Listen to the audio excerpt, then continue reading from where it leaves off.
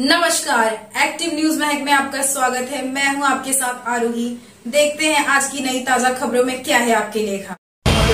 विरार में रिसोर्ट के ऊपर काफी जोरों तोरों से कार्रवाई हो रही है। आगे की वीडियो में देखिए एकनाथ शिंदे मुख्यमंत्री ने क्या कुछ कहा है। अभी के लिए इतना ही, नमस्कार। रिसॉर्टवर बीचवर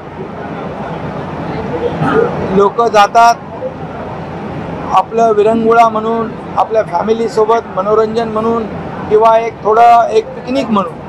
परंतु त्या ठिकाणी त्या रिसॉर्टच्या लोकांनी त्या जे लोक आहेत टुरिस्ट त्यांना मारहाण केली, त्याच्यामध्ये एकाचा मृत्यू झाला। अशा प्रकारचं कृत्य कुठेही खपून घेतलं जाणार नाही। त्याला म्हणून त्यांच्यावर कारवाई करण्याच्या सूचना दिल्यात। मी रिसॉर्टवर देखील कारवाई करण्याच्या सूचना दिल्यात। ज्यांनी जे गुन्हेगार आहेत त्यांच्यावर देखील कारवाई करण्याच्या सूचना। आज थोडं कारवाई होते या ठिकाणी। मुख्यमंत्र्यांनी सुद्धा आदेश दिले, कोणी आदेश दिले, काय घटना आहे?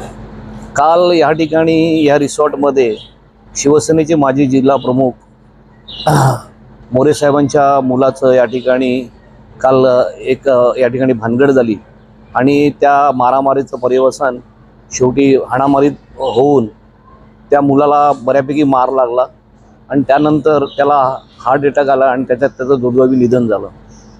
माननीय मुख्यमंत्र्यांनी या घटनेची त्वरित दखल घेतली।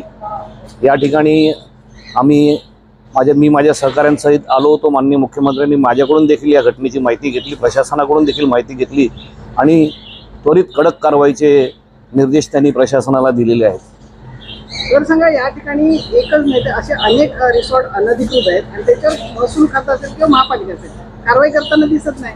मुख्यमंत्री त्याचीही दखल घेतील?